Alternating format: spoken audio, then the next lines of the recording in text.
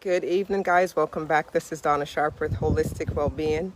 Thank you so much for joining me here on this Super Saturday, should I say. It's gorgeous out here. I'm going to stop talking for just a moment. I want you to listen to the surroundings.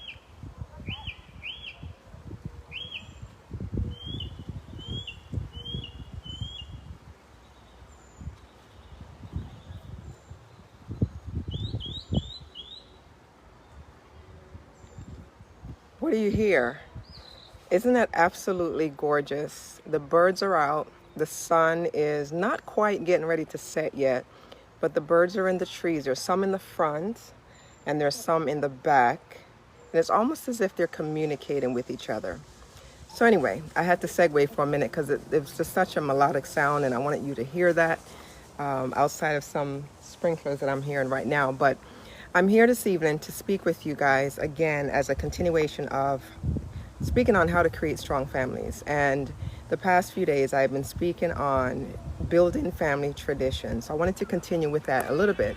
And it's great because it just segued right into exactly what we're doing today. I'm actually at a small birthday celebration, and that's one of the things that we're going to be speaking on right now, because there are certain ways that you want to learn how to incorporate building on your existing traditions that you have. If you don't already have one, finding out how to identify those things that really brought your family together, and then taking it and building on top of it. So I'm going to read this little section right here because it speaks specifically to adding and refining holidays, birthdays, and other yearly traditions. So it says, now in addition to staying with and improving the recipes we already like, it's nice to try a few dishes or some variation to the ones we were used to. We spoke about yesterday and the day before how you can identify a particular tradition as though it was a recipe, and you find all the important ingredients in all of it, and that's how you ultimately will find out what tradition will work best for your family. So that's what they're referring to here. The traditions listed in the sections are well tried and tested and tasted. They are coded according to the beneficial ingredients they contain, which of the 8 principles they can help children with. So those 8 principles that we spoke on yesterday, when you try to first identify how well those principles are going to help your family, then that's how you're going to find out if there are certain traditions that you want to do away with, abandon, right? Or if you want to keep them because it's actually allowing you to meet certain goals. And some of them, just in case you didn't join me the past couple of days, here are the principles that we spoke on is values. And you guys know that values go a very long way, right?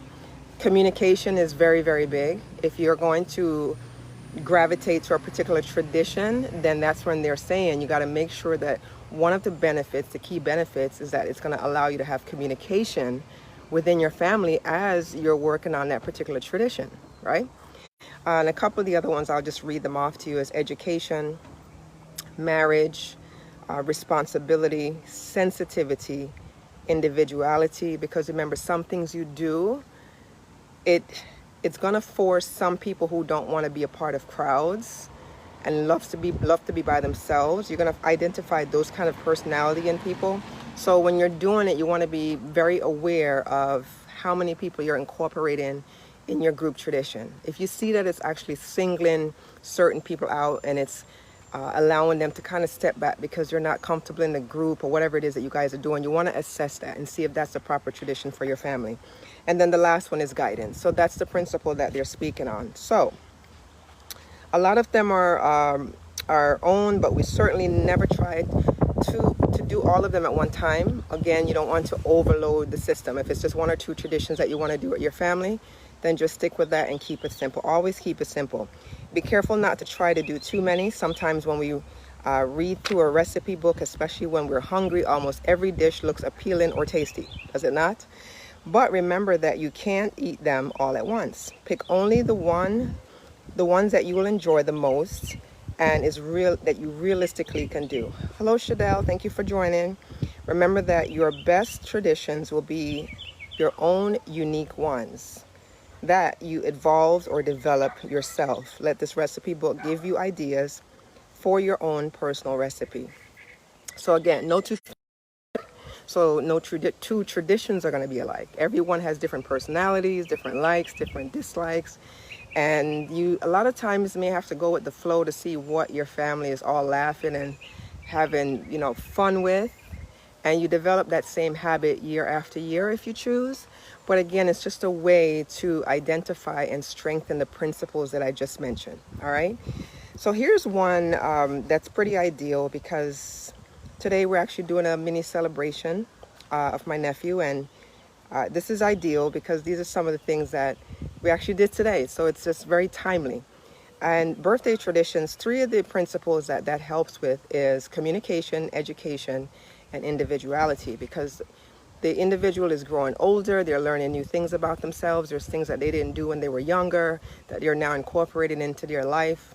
Maybe they were more inclined to be around the whole family, but now they're pulling away because they're starting to identify themselves, right? And not only that, it also allows communication, because we're able to celebrate and mix and mingle with that particular person that's having the birthday and just have a good time with them. So when the following year comes, it's going to be something a little similar, because what it did is just drew the family together. All right.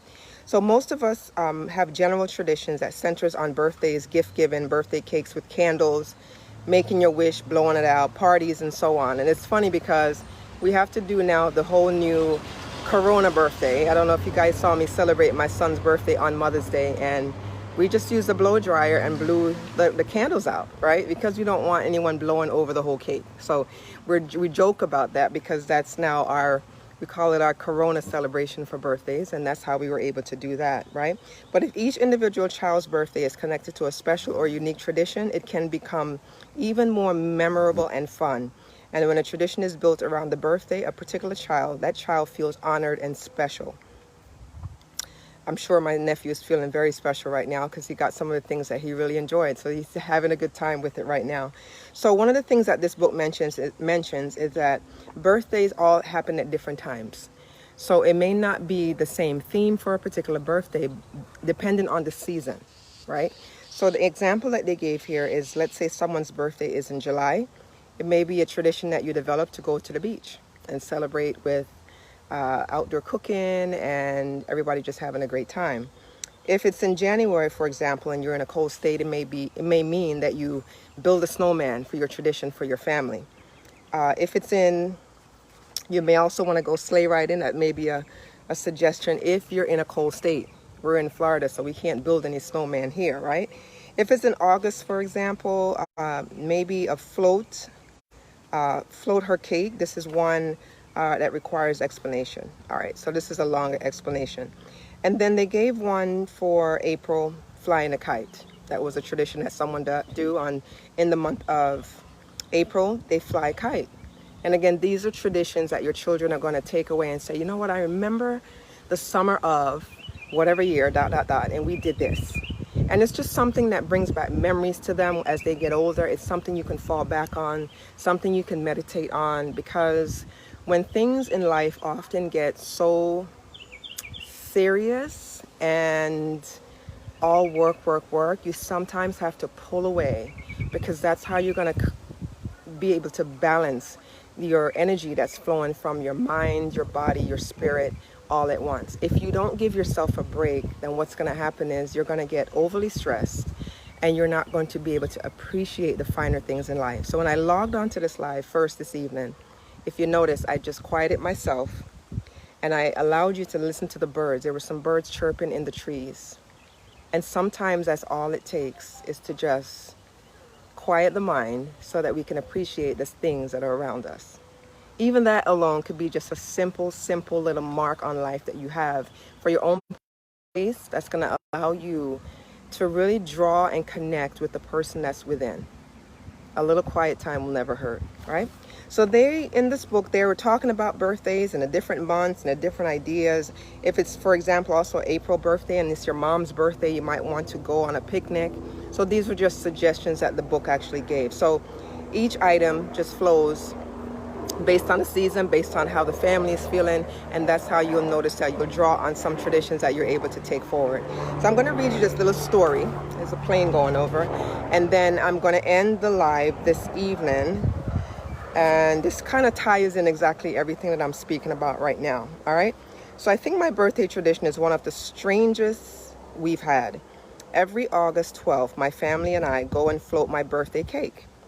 I have no idea why or how I got this odd tradition, but it's fun and exciting. We're usually up a Bear Lake in Idaho, and we find some sort of float to set the cake on, and whether the water is wavy or calm, we sit it down and let it go. Not once to this day has it gotten one drop of water on it.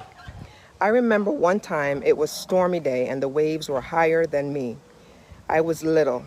I faithfully walked it out, set it up, and ran back to the shore, hoping it would somehow stay on the little rubber air mat. Sure enough, it floated in without getting a drop of water. On my 12th birthday, we had a major dilemma.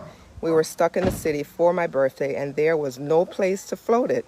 Since the bathtub was too small, I had a big cake that year. We took it out to the Ranging Waters, a water park, and floated it in the Wild Wave pool. The weird stares and odd comments made this birthday tradition especially memorable. So, if this is not a tradition, I don't know what to tell you. But it was unique, and guess what? Those children are going to look forward to this year after year. And of course, there's going to be a time when they may get older. They're not going to do it themselves, but they're going to pass it on to their own family. So I wanted to share that little story with you.